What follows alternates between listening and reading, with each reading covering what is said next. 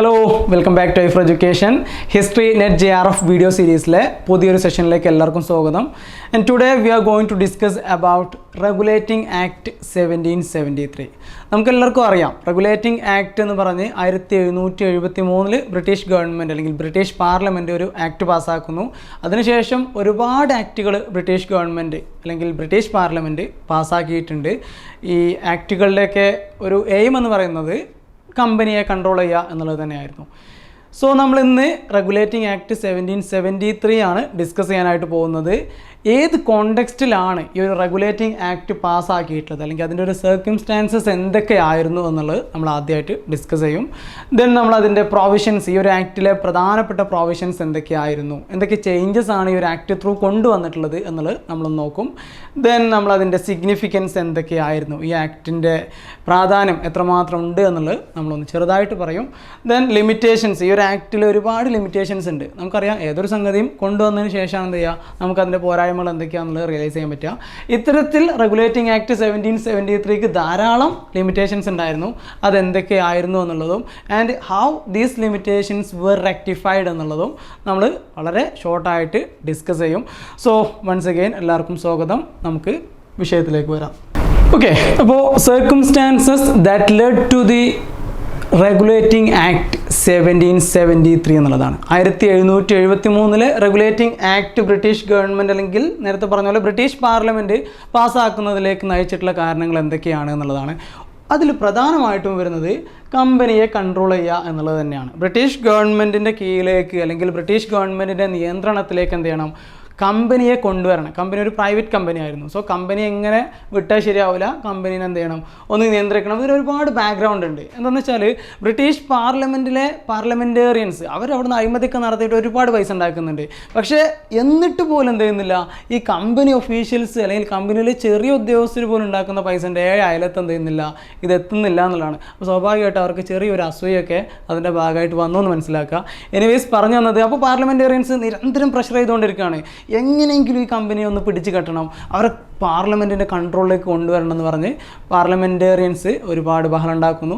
സ്വാഭാവികമായിട്ടും അതിൻ്റെ ഭാഗമായിട്ട് കമ്പനിയെ ഒന്ന് നിയന്ത്രിക്കണമെന്ന് വിചാരിച്ചിങ്ങനെ നിൽക്കുന്ന ഒരവസ്ഥയാണുള്ളത്. ഈ ഒരു സമയത്താണ് കമ്പനി ഒരു ചെറിയ സാമ്പത്തിക ബുദ്ധിമുട്ടുണ്ട്, ഞങ്ങൾക്ക് കുറച്ച് ലോൺ തരുമോ എന്ന് പറഞ്ഞാണ്ട് വരുന്നത്. സോ കമ്പനി ഡിമാൻഡഡ് അല്ലെങ്കിൽ applied for A loan of £1 million. അത്തരത്തിൽ കമ്പനി ഒരു സാമ്പത്തികമായിട്ടുള്ള ഒരു ലോണിന് വേണ്ടിയിട്ട് ഡിമാൻഡ് ചെയ്യുന്നു. സോ കമ്പനിയുടെ മുകളിൽ എന്ത് ചെയ്യാം, ഇത് നല്ല അവസരമാണ്, നമുക്ക് കമ്പനീനെ നൈസായിട്ട് അങ്ങോട്ട് ഒതുക്കാം എന്നുള്ള രീതിയിലേക്ക് പാർലമെൻറ്റേറിയൻസ് തീരുമാനിക്കുന്നു. ആൻഡ് കൂടുതൽ ഏറ്റവും വലിയൊരു ക്രൈസിസ് അവിടെ ഉണ്ടായിരുന്നതെന്ന് വെച്ചാൽ നമുക്കറിയാം ബ്രിട്ടീഷ് ഭരണം ഇന്ത്യയിലുണ്ടായിരുന്ന 3 പ്രസിഡൻസികൾ ബേസ് ചെയ്തിട്ടാണ്. അതിനകത്ത് മദ്രാസ്, ബോംബെ, അതുപോലെ ബംഗാൾ അല്ലെങ്കിൽ കൽക്കട്ട, ഇത്തരത്തിലാണ് ഉണ്ടായിരുന്നത്. സോ ഈ പ്രസിഡൻസിയിലൊക്കെ ഗവേണേഴ്സ് ഉണ്ട്. പക്ഷേ ഈ ഗവേണേഴ്സൊക്കെ ഈക്വലി പവർഫുള്ളാണ്.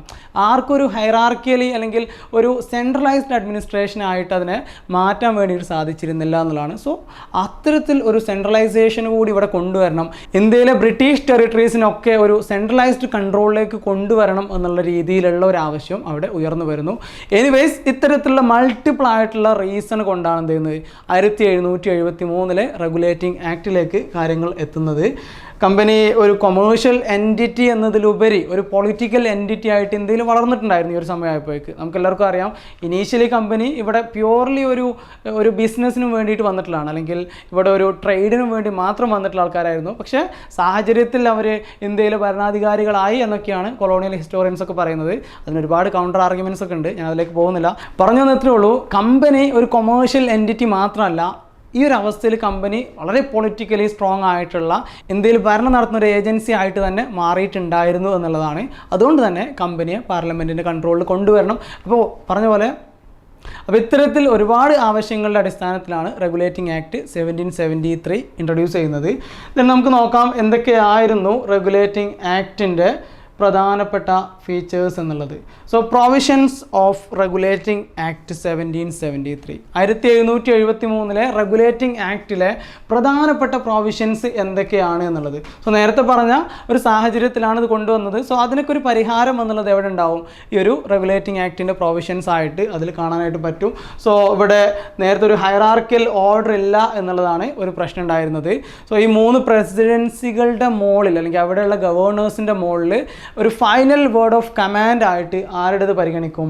ഗവർണർ ഓഫ് ബംഗാളിനെ പരിഗണിക്കും എന്നുള്ളതാണ്. ഗവർണർ ഓഫ് ബംഗാൾ എന്നുള്ളത് അദ്ദേഹത്തിന് ഗവർണർ ജനറൽ ഓഫ് ബംഗാൾ എന്നുള്ള രീതിയിൽ അദ്ദേഹത്തിൻ്റെ ടൈറ്റിലൊക്കെ മാറ്റി. ഈ ഒരു ഓർഡറൊക്കെ നിങ്ങൾ പഠിച്ചു വെക്കണം കേട്ടോ. അപ്പോൾ ഇന്ത്യയിൽ ഗവർണർ ജനറൽ ഓഫ് ബംഗാൾ എന്നുള്ള ഒരു ടേമിലേക്ക്, അല്ലെങ്കിൽ തുടക്കത്തിൽ ഗവർണർ ഓഫ് ബംഗാൾ അല്ലെങ്കിൽ ഫോർട്ട് വില്യം എന്നൊക്കെ പറഞ്ഞിട്ട് പിന്നീട് അത് ഗവർണർ ജനറൽ ഓഫ് ബംഗാൾ ആവുന്നു, പിന്നെ അത് ഗവർണർ ജനറൽ ഓഫ് ഇന്ത്യ ആവുന്നു, പിന്നീട് ഇത് വൈസ്രോയ് ഓഫ് ഇന്ത്യ ആവുന്നു. അപ്പോൾ ഇത്തരത്തിൽ ആരാണ് മാറിയത്, മാറുന്ന സമയത്ത് ആരായിരുന്നു, ഏത് സാഹചര്യത്തിലാണ് മാറിയിട്ടുള്ളതെന്നൊക്കെ ഓർത്ത് വെക്കണം. അല്ലെങ്കിൽ ഇതെല്ലാം എക്സാമിന് നമുക്ക് പഠിക്കേണ്ട സംഗതികളാണ്.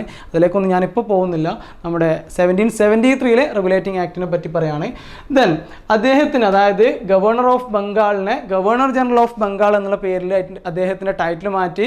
ആൻഡ് മറ്റുള്ള ഗവർണേഴ്സിൻ്റെ മുകളിൽ, അതായത് മദ്രാസിലെയും ബോംബെയിലെയും ഗവർണേഴ്സിൻ്റെ മുകളിൽ വാർ ആൻഡ് പീസ് എന്നുള്ള മാറ്റർ, അല്ലെങ്കിൽ എപ്പോൾ യുദ്ധം തുടങ്ങണം, എപ്പോൾ യുദ്ധം അവസാനിപ്പിക്കണം, ഇങ്ങനെയുള്ള കാര്യങ്ങളിലൊക്കെ ഫൈനൽ വേർഡ് എന്ന് പറയുന്നത് ഗവർണർ ജനറൽ ഓഫ് ബംഗാളിൻ്റെതായിരിക്കും എന്നുള്ള രീതിയിൽ ഒരു ഹൈറാർക്കി അവിടെ സെറ്റ് ചെയ്യുന്നു. ഒരു സെൻട്രലൈസ്ഡ് അഡ്മിനിസ്ട്രേഷൻ എന്നുള്ള രീതിയിലേക്ക് കുറച്ചെങ്കിലും അതിനെ മാറ്റി എന്നുള്ളതാണ്. ദെൻ ഇത്തരത്തിൽ വാറൻ ഹേസ്റ്റിങ്സ് ആണ് എന്ത് ചെയ്യുന്നത്, ആദ്യത്തെ ഗവർണർ ജനറൽ ഓഫ് ബംഗാൾ ആയിട്ട് അറിയപ്പെടുന്നത്. ദെൻ എക്സിക്യൂട്ടീവ് കൗൺസിൽ, അതായത് ഈ ഗവർണർ ജനറലിനെ സഹായിക്കാനായിട്ട് ഒരു എക്സിക്യൂട്ടീവ് കൗൺസിൽ ഫോം ചെയ്യുന്നു. ആൻഡ് ദർ വാസ് 4 മെമ്പേഴ്സ് എന്നുള്ളതാണ്. എക്സിക്യൂട്ടീവ് കൗൺസിലിനകത്ത് 4 മെമ്പേഴ്സാണ് ഉണ്ടായിരുന്നത്. ദെൻ മറ്റൊരു സംഗതി, സുപ്രീം കോർട്ട് അറ്റ് കൽക്കട്ടയിൽ ഒരു സുപ്രീം കോർട്ട് സ്ഥാപിക്കുക എന്നുള്ളതാണ്. നമുക്ക് എല്ലാവർക്കും അറിയാം, ഇതിൻ്റെ ഭാഗമായിട്ടാണ് 1774 1774 കൽക്കട്ടയിൽ സുപ്രീം കോർട്ട് സ്ഥാപിച്ചു. ദെൻ എലിജ ഇംബെ അതിൻ്റെ ആദ്യത്തെ എങ്ങനെയാണ് പറയുക സുപ്രീം കോർട്ട് ചീഫ് ജസ്റ്റിസ് ആയി എന്നൊക്കെ നിങ്ങൾ പഠിച്ചിട്ടുണ്ടായിരിക്കും.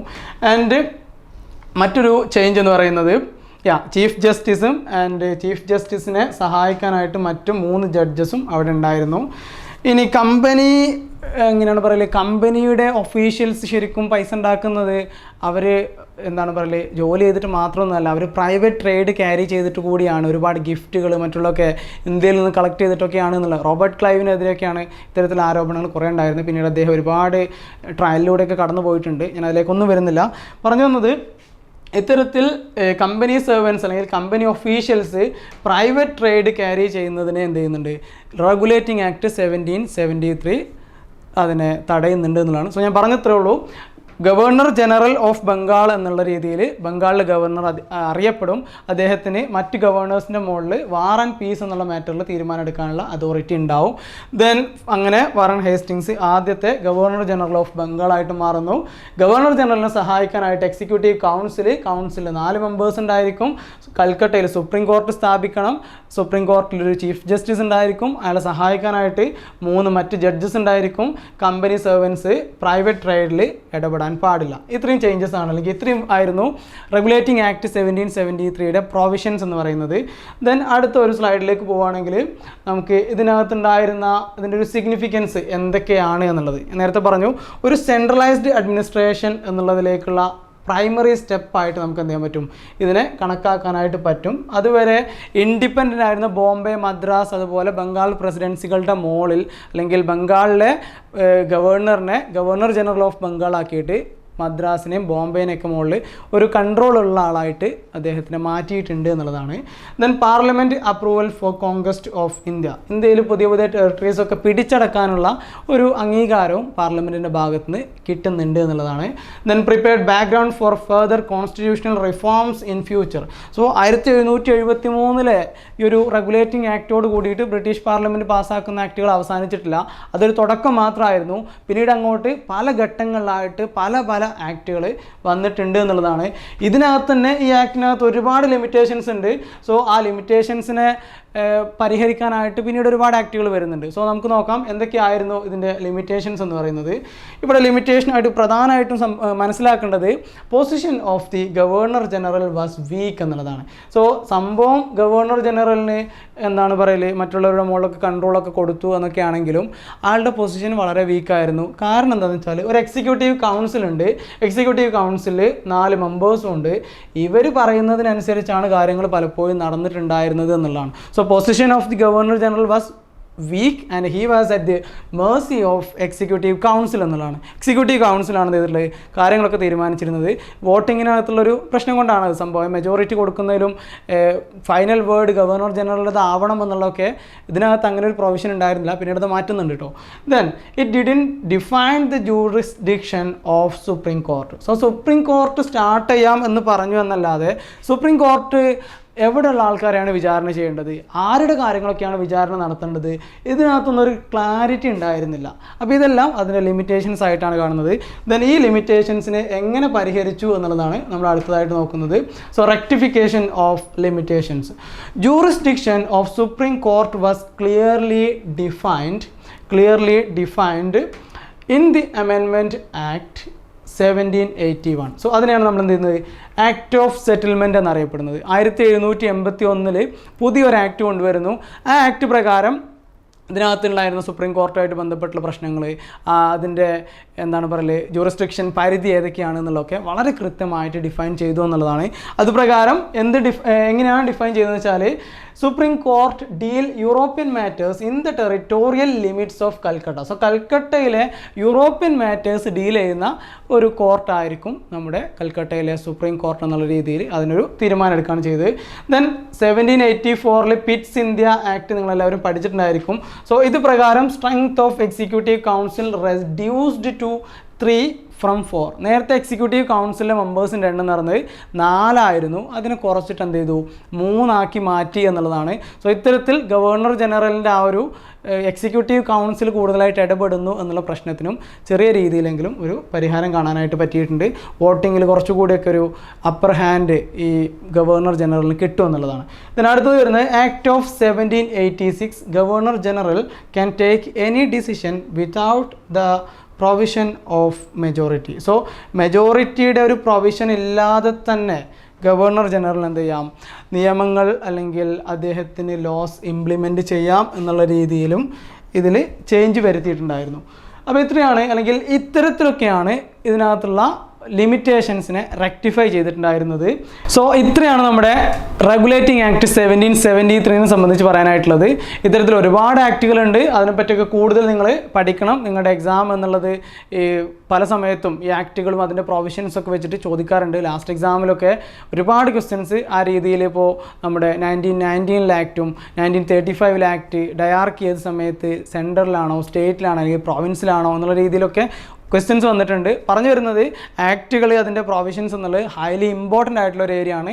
നമ്മളിതുവരെ പറഞ്ഞത് 1773 റെഗുലേറ്റിംഗ് ആക്ടിനെ സംബന്ധിച്ചാണ്.